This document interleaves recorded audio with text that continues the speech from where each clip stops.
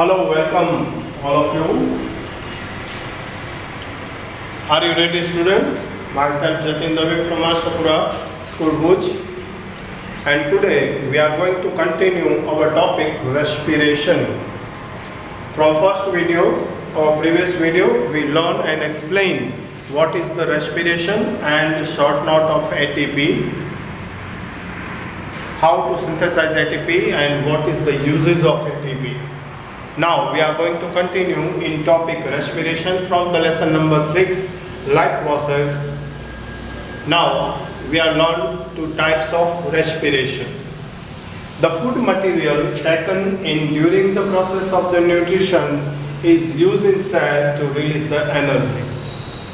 सबसे पहली बात, food material taken in during the process of the nutrition process during के दरमियान जो हम फूड मटेरियल यूज करते हैं, it is use in cell to release the energy. वो यूज होता है सेल के लिए एनर्जी रिलीज करने में.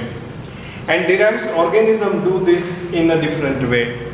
और न्यूट्रिशन में से एनर्जी रिलीज करने का काम अलग अलग ऑर्गेनिज्म में अलग अलग वे से होता है.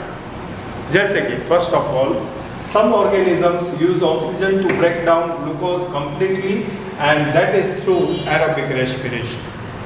कुछ लिविंग ऑर्गेनिजम्स ऐसे हैं जो ऑक्सीजन का यूज करते हुए ब्रेक डाउन करते हैं ग्लूकोज को कंप्लीटली, और इस वे से वो एनर्जी रिलीज करते हैं, एनर्जी ऑब्टेनिंग करते हैं. ऐसे लिविंग ऑर्गेनिजम्स को एरोबिक रेस्पिरेशन प्रोसेस शो करने वाले ऑर्गेनिजम्स कहा जाता है या फिर एरोबिक ऑर्गेनिज्म कहा जाता है. और यहाँ पर जो रेस्पिरेशन शो होती है इसे कहते हैं aerobic respiration. While some organism use the other pathway to break down the glucose incompletely without use of oxygen. और कुछ organisms ऐसे हैं अदर पाथवे जो दूसरा रास्ता लेते हैं ब्रेक डाउन द ग्लूकोज को ब्रेक डाउन करने के लिए incompletely without use of glucose. Incompletely इसे ब्रेक डाउन करते हैं लेकिन ऑक्सीजन का यूज नहीं करते. That is through the anaerobic respiration. तो इस तरह की जो रेस्पिरेशन है ये एनारोबिक रेस्पिरेशन है. कहने का मतलब ये था कि रेस्पिरेशन के दो टाइप्स यहाँ पर अवेलेबल है. कुछ लिविंग ऑर्गेनिजम्स ऐसे हैं जो प्रेजेंस ऑफ ऑक्सीजन के चलते हुए रेस्पिरेशन प्रोसेस करते हैं और रेस्पिरेशन प्रोसेस थ्रू वो ग्लूकोज है इसे कम्प्लीटली ब्रेक डाउन करते हैं और इसमें से एनर्जी रिलीज करते हैं. ऐसे लिविंग ऑर्गेनिज्म जिसे हम कहेंगे एरोबिक रेस्पिरेशन दिखाने वाले ऑर्गेनिज्म. और दूसरे जो एब्सेंस ऑफ ऑक्सीजन या फिर लैक ऑफ ऑक्सीजन की स्थिति में एनर्जी रिलीज करते हैं और इस कंडीशन में ग्लूकोज मॉलिक्यूल है वो इनकम्प्लीटली ब्रेक डाउन होता है. तो ये जो रेस्पिरेशन प्रोसेस हुआ ये हुआ एनारोबिक रेस्पिरेशन. दूसरी बात, break down of the glucose. Glucose किस तरह से ब्रेक डाउन होता है और इसमें से एनर्जी रिलीज होती है इसकी बात करने के लिए जा रहे हैं. जैसा कि हमने शुरू में कहा कि derives the oxygen derive the organism do this in the different way. इसके अलग अलग रास्ते हैं. किस तरह से? Breakdown of the glucose in all cells. First is the breakdown of the 6 carbon glucose molecule into 3 carbon pyruvate molecules. लेकिन अलग अलग वेज पर लिविंग ऑर्गेनिज्म है वो एनर्जी रिलीज करते हैं इसके बावजूद भी एरोबिक के अंदर और एनारोबिक के अंदर. सबसे पहला जो फर्स्ट स्टेप प्रोसेस है ये कॉमन प्रोसेस है जिसमें हर एक सेल के अंदर सबसे पहले 6 कार्बन मॉलिक्यूल जो है वो 3 कार्बन मॉलिक्यूल्स के अंदर ब्रेक डाउन होता है. मतलब कि 6 कार्बन मॉलिक्यूल को सबसे पहले 3 कार्बन मॉलिक्यूल्स में ब्रेक डाउन किया जाता है. यहाँ पर 6 कार्बन मॉलिक्यूल है वो है ग्लूकोज. तो ग्लूकोज ब्रेक डाउन होते हुए सबसे पहले पायरुवेट मॉलिक्यूल्स फॉर्म करता है और पायरुवेट मॉलिक्यूल्स हैं वो 3 कार्बन मॉलिक्यूल्स इसके पास है.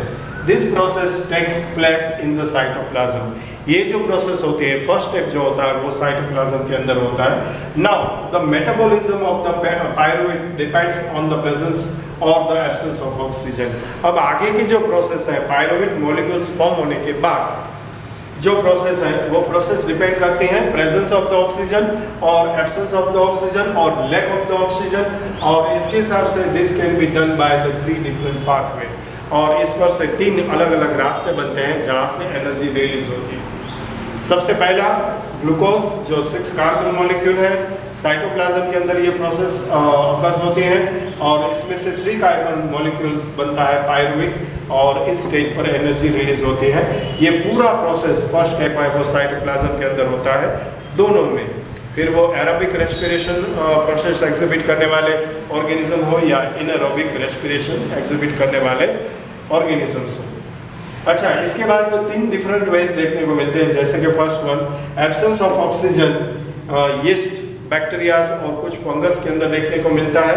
एब्सेंस ऑफ ऑक्सीजन में जब ये प्रोसेस आगे बढ़ती है तब पायरुवेट मॉलिक्यूल्स में से ethanol plus carbon dioxide plus energy liberate होती है। यहाँ पर इथेनॉल है वो 2 कार्बन मॉलिक्यूल्स है, इसके साथ कार्बन डाइऑक्साइड और एनर्जी प्रोड्यूस होती है। दूसरा जो केस है वो है lack of oxygen, insufficient amount of oxygen मिलने पर ऐसा होता है इन आवर मसल सेल्स के दरमियान में। जब हम हार्ड वर्किंग करते हैं तब मसल सेल्स के अंदर लैक ऑफ ऑक्सीजन होता है, ऑक्सीजन की आपूर्ति रहती है और ऐसी कंडीशन में वहाँ पर पायरुवेट मॉलिक्यूल्स हैं वो कन्वर्ट होता है लैक्टिक एसिड में और एनर्जी रिलीज करता है। लैक्टिक एसिड भी 3 कार्बन मॉलिक्यूल्स हैं। और तीसरी जो प्रोसेस है वो है एरोबिक रेस्पिरेशन, जिसमें प्रेजेंस ऑफ ऑक्सीजन में ये प्रोसेस होती है माइटोकॉन्ड्रिया के अंदर और वहाँ पर कार्बन डाइऑक्साइड, पानी और एनर्जी रिलीज होती है। तो ये हैं 3 डिफरेंट वेज जिसके हिसाब से हम एरोबिक रेस्पिरेशन या एनारोबिक रेस्पिरेशन ऐसे इसके 2 पार्ट कर सकते हैं। तो ये था आज का हमारा सेकंड वीडियो और सेकंड टॉपिक, और ये टॉपिक था टाइप्स ऑफ रेस्पिरेशन। फिर से एक बार जल्दी से फास्ट फॉरवर्ड कर ले। सबसे पहली बात, what is aerobic respiration and anaerobic respiration? So some organism use oxygen to break down glucose completely, that is through the aerobic respiration, and some organisms use other pathway to break down the glucose incompletely without use of oxygen, that is through the anaerobic respiration. Breakdown of glucose की बात करें तो in all cells first step is the breakdown of the 6 carbon glucose molecule into a 3 carbon pyruvic molecules. This process take place in the cytoplasm. Now the metabolism of the pyruvate depends on the presence और absence और lack of oxygen. This can be done by the 3 different ways. First of all, the absence of the oxygen. This type of process occurs in the yeast, some bacteria and some types of fungus. Absence of oxygen in yeast, they form ethanol plus carbon dioxide plus energy. Here ethanol is the 2 carbon molecule. Second way is the lack of oxygen in our muscle cells occurs in this process, and they makes lactic acid and energy. Lactic acid is also 3 carbon molecule. And the third way is presence of oxygen. This process occurs in our mitochondria, and they gives us carbon dioxide plus H2O plus energy. So dear students, I hope so you understand very well what is the respiration and types of respiration. So dear students, आज हमने 2 topic आपके सामने discuss किए। सबसे पहले define the respiration, और इसके बाद हमने सिंथेसिस ऑफ एटीपी आपको बताया, जिसमें synthesis, how to synthesis and uses of ATP की डिस्कस की साथ में। और दूसरा टॉपिक जो हमने लिया वो था रेस्पिरेशन, टाइप्स ऑफ रेस्पिरेशन के चलते हुए यहाँ पर हमने 2 प्रोसेस देखी। एक देखी एरोबिक रेस्पिरेशन की, दूसरी देखी इनएरोबिक रेस्पिरेशन की। और इसमें चलते हुए हमने देखा कि ग्लूकोज मॉलिक्यूल है वो किस तरह से ब्रेकडाउन होता है और इसमें से एनर्जी रिलीज होती है। फर्स्ट स्टेप जो हर एक में कॉमन है एरोबिक और एनारोबिक में, जिसमें 6 कार्बन ग्लूकोज मॉलिक्यूल है वो 3 कार्बन पायरुवेट मॉलिक्यूल्स में ब्रेकडाउन होता है। इसके बाद जो है वो metabolism of the pyruvate depends, आगे की प्रोसेस देखने को मिलती है। यहाँ पर 3 डिफरेंट वेज बनते हैं। एक है एब्सेंस ऑफ ऑक्सीजन, जिसमें इथेनॉल प्रोड्यूस होता है प्लस कार्बन डाइऑक्साइड और एनर्जी लिबर्ट होती है।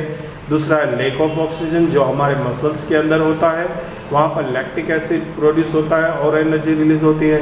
और तीसरा है प्रेजेंस ऑफ ऑक्सीजन, जो माइटोकॉन्ड्रिया के अंदर होता है। इसमें after the process carbon dioxide plus H2O plus energy release होता है। सो इन दोनों टॉपिक को आपको अच्छी तरह से प्रिपेयर करना है, खास करके डेफिनेशन ऑफ द रेस्पिरेशन और टाइप्स ऑफ रेस्पिरेशन। ये आपको डिफरेंसेस में काम आएंगे एग्ज़ाम ओरिएंटेड व्यू से। तो आज के वीडियोस में साइंस में यहाँ तक। नेक्स्ट टाइम हम देखेंगे ह्यूमन रेस्पिरेटरी सिस्टम और ब्रीथिंग प्रोसेस को। तब तक के लिए आज्ञा दीजिए। धन्यवाद एंड थैंक यू।